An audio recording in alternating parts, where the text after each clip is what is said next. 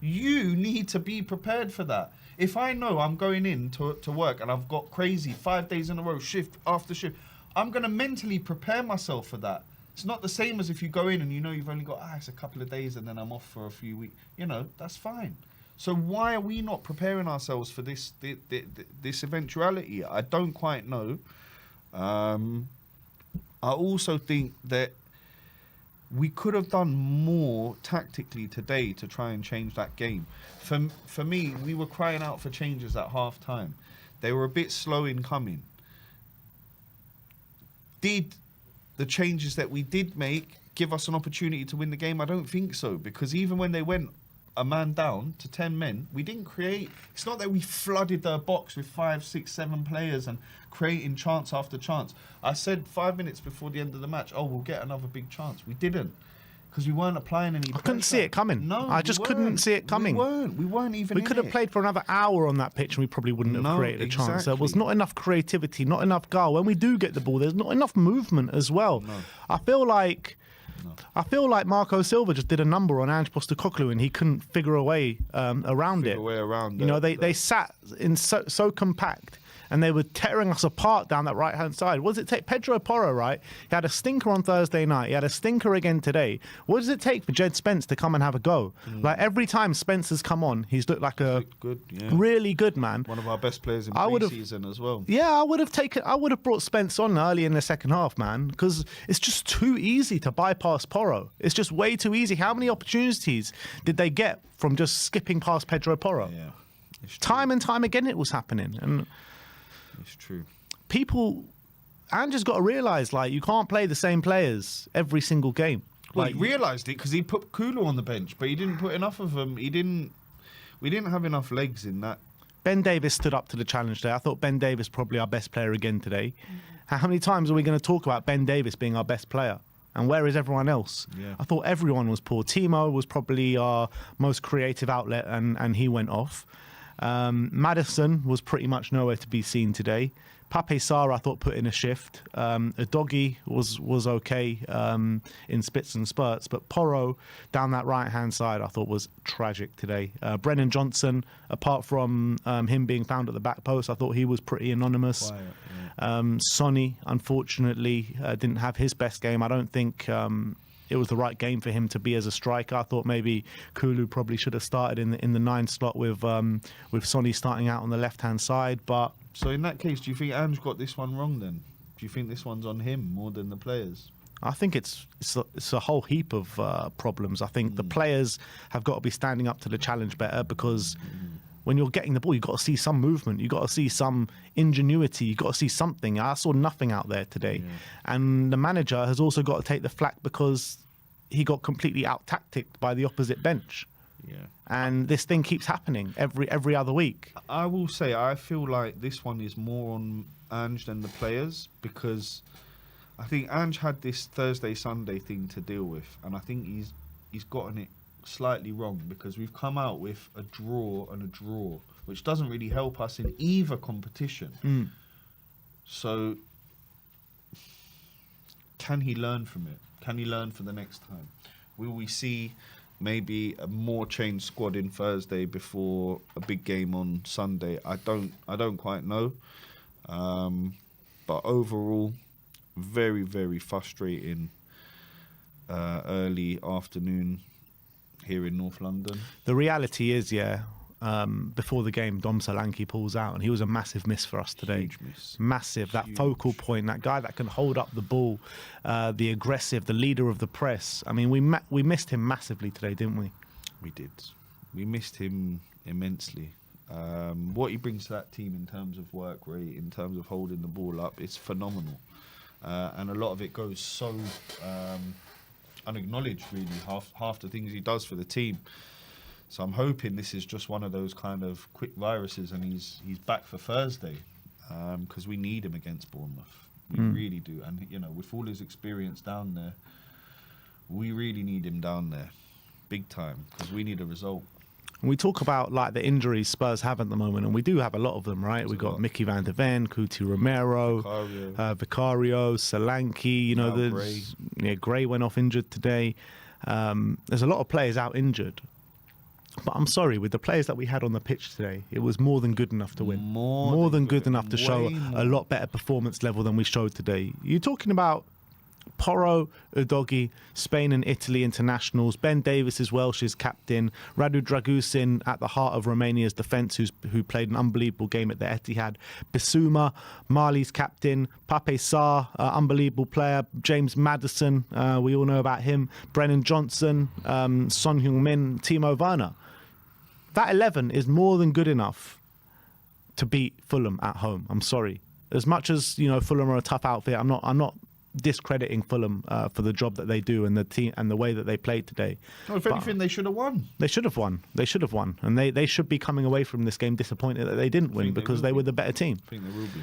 We should be counting our lucky stars, actually. We got a point out of this game because we were nowhere near good enough. We were not at the races today. But, yeah. And you look at it now. Look at the games that we've got coming up. We've got Bournemouth away Thursday night. And if we look leggy tonight, we're going to look leggy again on Thursday. What changes does he make there? After Thursday night, we've got Chelsea at home.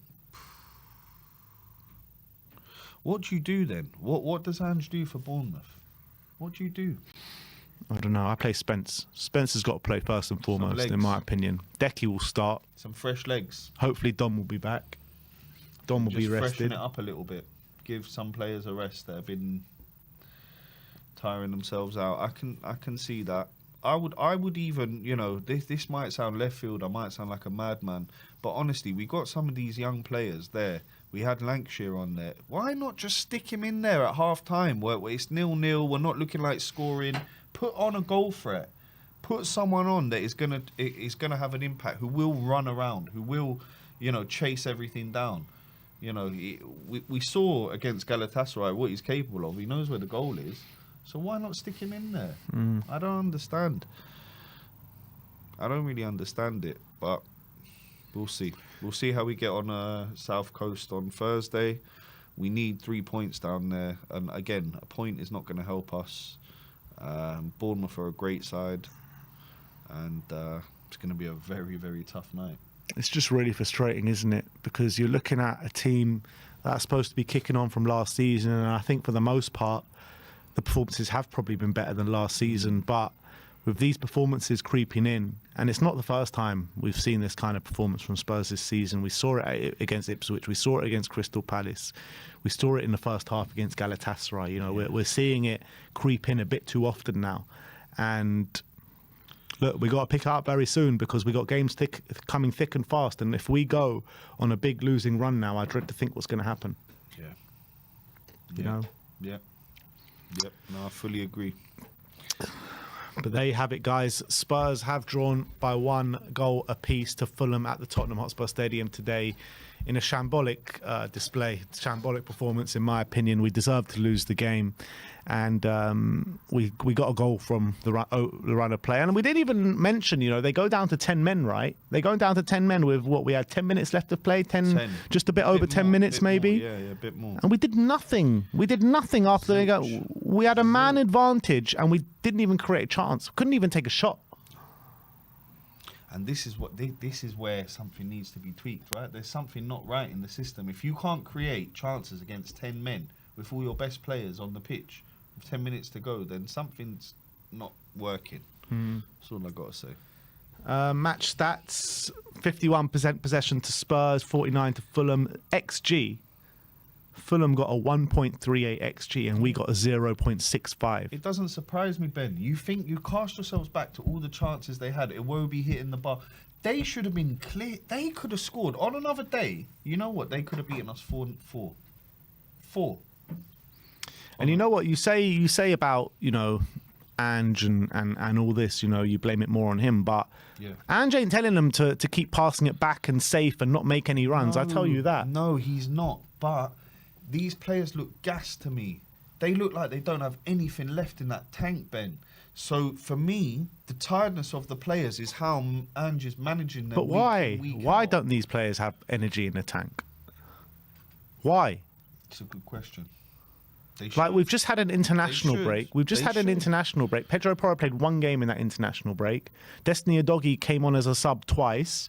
You know, Maddison didn't even go on international break. Look, this is a thing for a whole other stream and topic, but I personally, I do think, even though you're saying, yeah, a player went, Porro only played one game for Spain, but he flew out there. He had to fly back. He had to go here. He had to go there. I think that these players are knackered. It's not even halfway through the season. You're seeing it, injury after injury after injury. Players are dropping like flies, Ben. I think there's too much football, but that's for another stream. They had 3 big chances to our 2 big chances. They had 14 shots to our 8. Fraser Forster, by the way, he played a really good game today. He saved us. He saved us a number of times today. He made 5 saves today, by the way.